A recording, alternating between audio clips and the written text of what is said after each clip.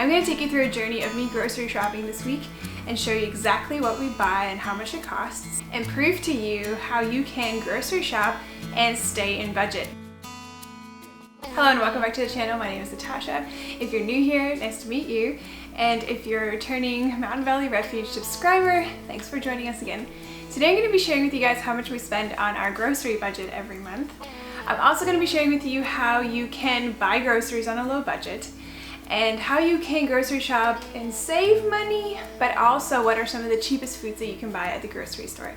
I'm going to take you through a journey of me grocery shopping this week and show you exactly what we buy and how much it costs, and prove to you how you can grocery shop and stay in budget. Now, to top it all off, we're going grocery shopping at our local organic food store. Now, before you click away and think it is impossible to buy organic, real food and stay in budget, don't click away. Let me show you how we do it. It is possible, but there are some tricks to it. I have with me here our receipt, which will show to you everything that we got for the week. And I think it'll show you that I'm just buying things that you're buying, and I'm able to stay in budget because I'm probably leaving off a few processed items and I'm shopping smart. Before I take you on a journey through our grocery store, let me share with you some information that you need to know. We are a family of two, at least for a few more months. And we spend about $150 a week on our groceries. That equals to about $600 a month. So I've just taken a month with 4 weeks and times it by 4, and that gets me to about $600 a month. And of course, if there are months that have 5 weeks, I'll just add another week's groceries to that. But there's usually an extra pay period in that, so it doesn't really affect us too much. But there you have it, $150 a week for 2 people. Now, this does not include our meat, and so maybe that is why this number may seem low to you. We buy our meat in bulk, and so usually we're buying a whole bunch at once, and we don't have to buy meat for very many months. This used to be $100 not too long ago, but all over the world we are seeing an influx in groceries, and things just cost more these days. So right now we are spending about $150 a week on groceries, which equals to about $600 a month. Now, the reason I'm giving this budget to you in weeks and months is because if you haven't already watched my former budgeting video, which tells you all about how to budget to save and also get debt free, you should go watch that video first, because it explains to you how I budget in a month and then split it up into weeks. And if you're not familiar with that process, you should go get familiar with it, because it is a good strategy if you're trying to get debt free and stay in budget. So I'll link the video down for you below if you want to go look at that first, and then come back and watch how we grocery shop and stay in budget. Now, we usually go grocery shopping every week, partly because we're buying fresh items, but also because my planning isn't always as good as I wish that it would be, and I missed some items 1 week, or forgot to see that we're out of mustard or something like that.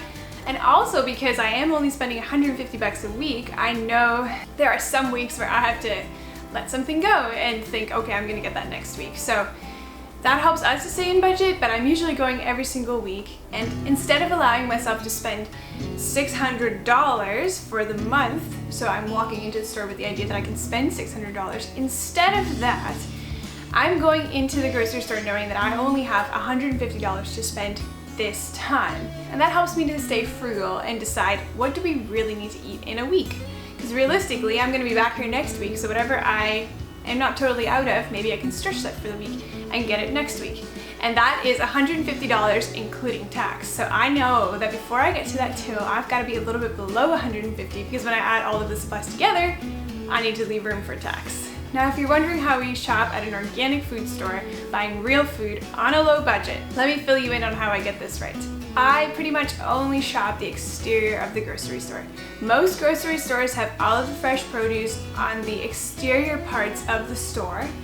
And so if you can avoid those middle sections, that is how you save a lot of money.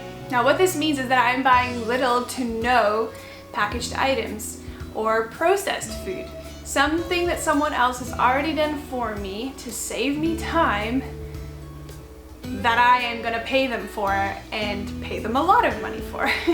Instead of doing that, I only shop mostly the exterior of the grocery store, and then I make those things myself. Now, hold up, I shouldn't say that's so exciting. I don't make everything myself, and there are some things that just make sense to buy, like mustard and maybe mayonnaise or olive oil for sure. I'm not making those things myself, and so I will not say that there is nothing that I buy from the interior part of the store, but I am saying that my week-to-week spending is mostly fresh items from the exterior. Which answers the next question: how do you save money at the grocery store or on your groceries in general? Just buy the bare minimum and make it yourself. And this is what we're trying to do. Instead of buying any pre-made meals or dinners or cookies, things like that, we are making those things ourselves and giving ourselves the treat of them because, well, we all want to have some cookies now and then, or candy, or anything that you really enjoy that you're buying that someone else has processed for you. We are just trying to buy the same principal ingredients and then make those things at home. And let's be honest, by doing that, we have control over what goes into our food, and actually a lot of the times it tastes much better. Like when I make a pizza at home, that tastes so much better than that box pizza that you think will save you time when you need it, but really you're giving your dollars away for convenience. And that is what I propose to you to change up, and I'm going to show you how. When we walk through the store together now, I'm going to show you the items that I buy weekly, and then you can look around on this channel and see that I am trying to make some of these dinner meals ourselves. I think that is where our grocery budget gets out of hand, is that we are just slipping up on making our own food at home.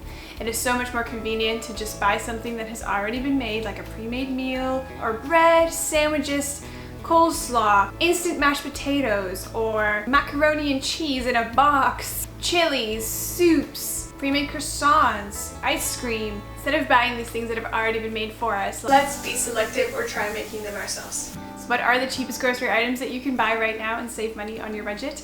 Welcome to our cute organic food store here in the Pacific Northwest. And there are stores like this all over. You just have to do a little bit of Googling and you will be able to find a place. There is a small number of people all around that are feeling this call back to real food, and so search around for a place like this so that you also can go buy real, genuine, good food for your body. When I come in, I already have a plan to shop the exterior of the store. I usually have a list with me already, so I know exactly what I need for the week.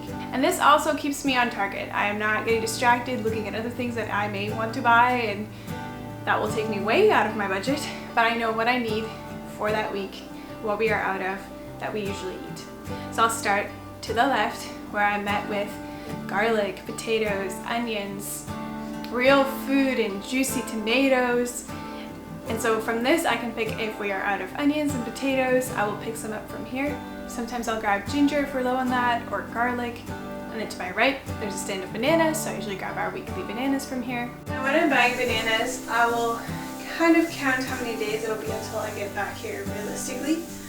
And then I will pick some from the more ripe bananas, and then I'll pick some that are more on the greener side. You know, you don't have to buy the banana in a bunch like they have here. You can split it into whatever or however many you actually want.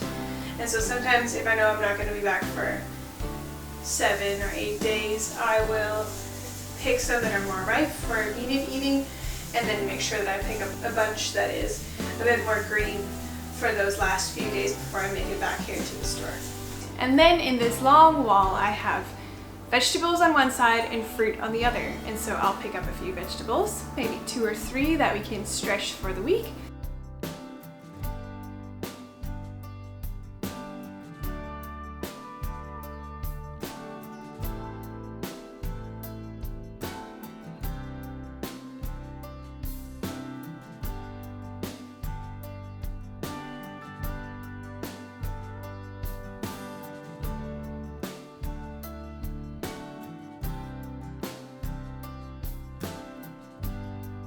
And then I'll go to the fruit section and buy 2 or 3 kinds of fruit, and only what we need for that week. So I'm not buying big amounts of stuff, I am just buying what I know my husband and I can eat through in a week's time.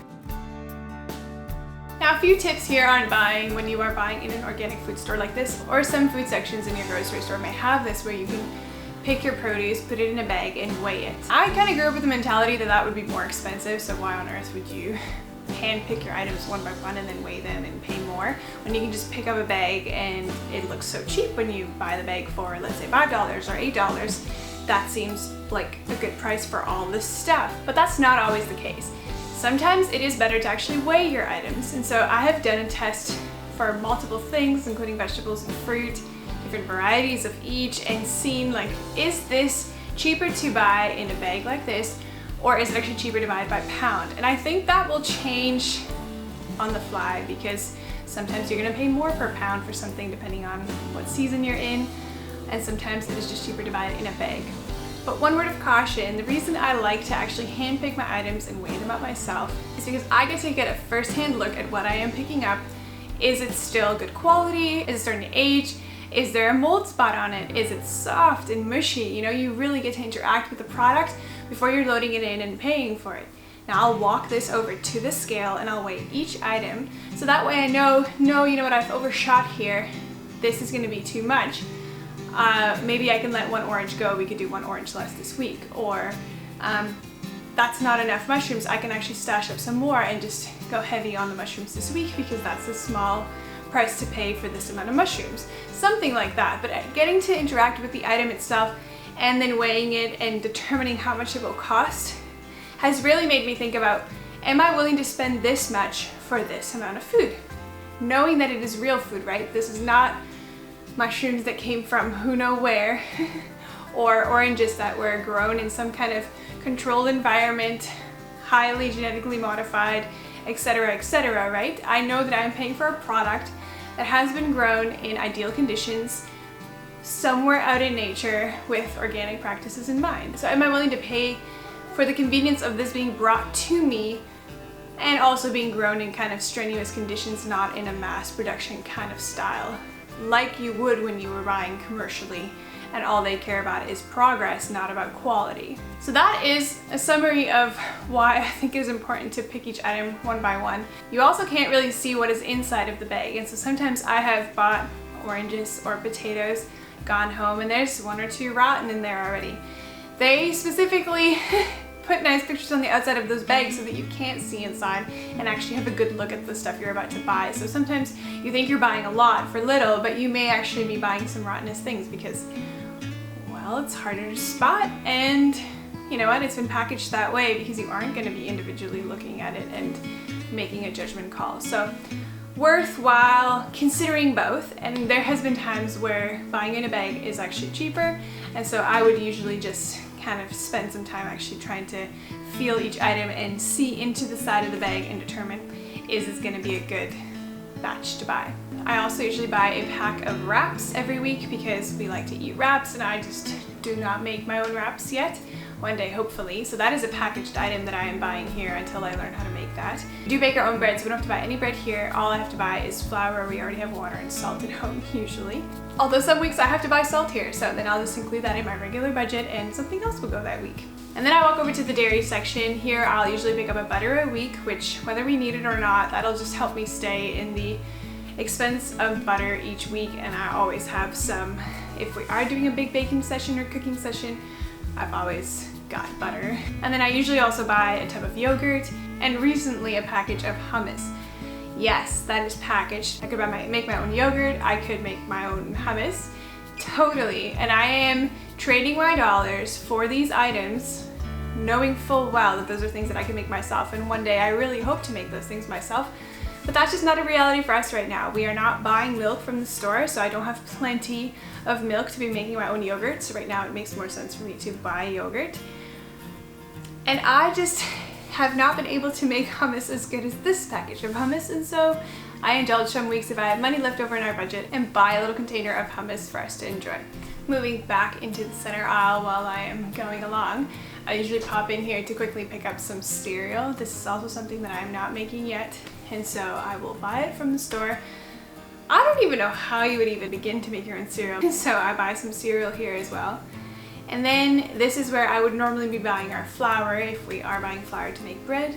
Buying it obviously in bigger packages, like a big bulk amount, will be cheaper than buying less. So there will usually be a part of the month where I stretch our grocery budget enough that I have an extra $50 to be able to buy a good bag of flour.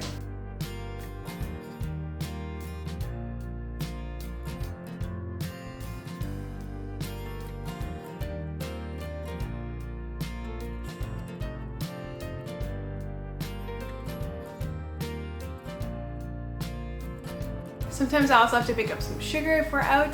So this is that section. Now we're turning the corner from the exterior and heading into the baking section. And in this baking section, sometimes I pick up sugar if we're out of that. And here are some of the other options that are available. Again, a little bit higher price because these are not fresh items. They have been packaged and processed to be here in the store this way. But at least I know I'm buying real food, and so these are exceptions. I'm only picking these up now and then. This is not weekly occurrences, but it is important to consider that you're not always just going to be buying fresh food. Sometimes you are buying things that, well, you just need to bake an item with, or you need sugar because you added that and you like it in your coffee, you know. That is going to come to us packaged. I understand that, and so a part of my grocery budget is for fresh items, but there are some other things that we just need that I'm not making or able to get. And then I'll pop over to the tea section and pick up any kind of loose leaf teas that I'm out of. What I really like about the store is that they buy big bulk items and then they package it into smaller bags for us to buy in kind of a consumer size. By them buying bulk, I can now buy it at a more affordable price, but I know that it hasn't been processed to get here. I know I'm not paying for packaging and advertising and who knows what else for it to have gotten here. Rather, it was bought in bulk and now it's just in a convenient size for what I need at home.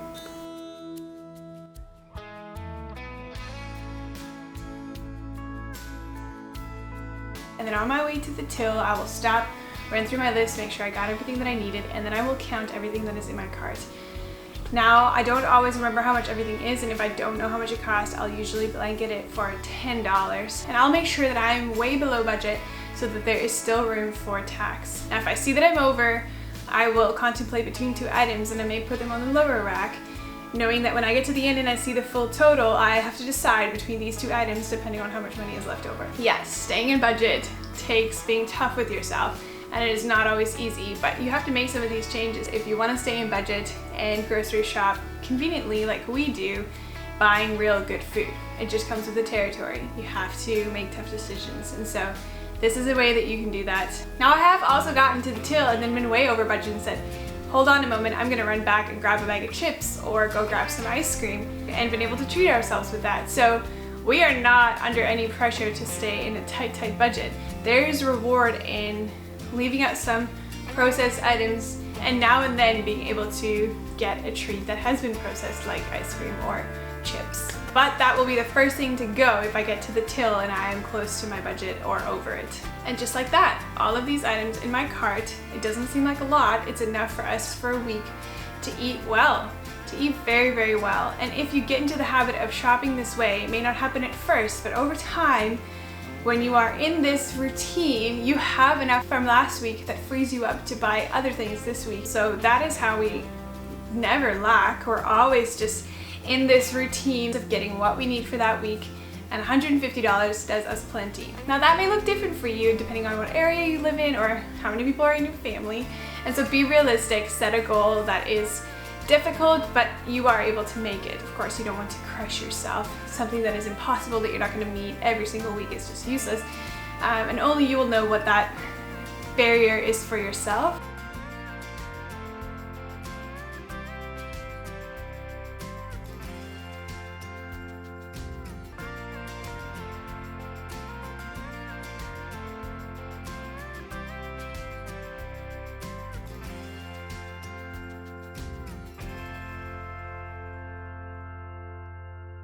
So the conclusion to how to grocery shop and stay in budget is to not trade your money for someone else's work and your convenience. And what I mean by that is trade your money for real food and go make the food yourself, wherever possible. Start with small things like maybe making your own dinners and lunches and maybe trying your hand at baking some bread. Small beginnings, only buying fresh items so that you're cooking your meals at home, and that frees you up to only buy the items that you need, and stay in budget when you are buying groceries.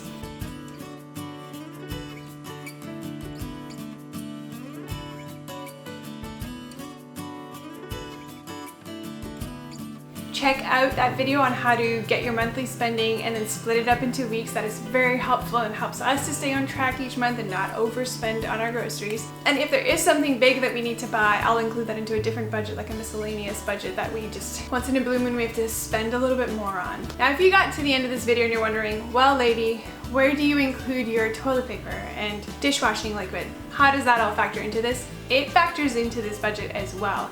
It is on rotation. I didn't buy any this week because how often are you really buying dishwashing powder or liquid?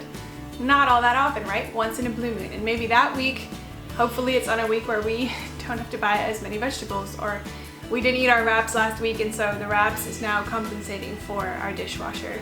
So it usually works out. You just have to be tough.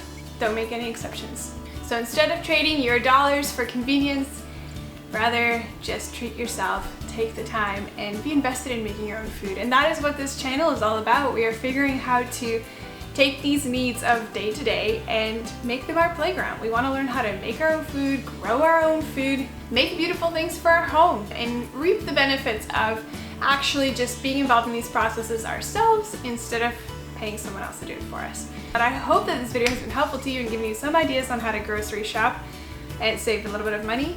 And I challenge you, be tough with yourself. Set up a budget sheet, divide it up into weeks, and go into the grocery store and load up your cart, count all the items, unpack what is over budget, and make some tough decisions. And I bet you will waste less food. You'll actually get creative with the meals that you make because you know you only have these certain amounts of things to make food with that week. And I know we all have a pantry full of food that we can just open up and get creative with. And so if this video is helpful to you, if you try this challenge, come back, let me know. I would love to hear your feedback. Or if you have any other tips that other people on this channel could benefit from, please leave them in the comment section. I'm also always learning, and so I'm happy to learn from you if you've got some interesting suggestions. And now this isn't our usual content. You can usually find me in the kitchen baking or making something like I was saying, or out in the garden growing our food for this year. So if that's interesting to you, would you consider sticking around? Subscribing to this channel, that would really help us, and you can catch some of our upcoming content.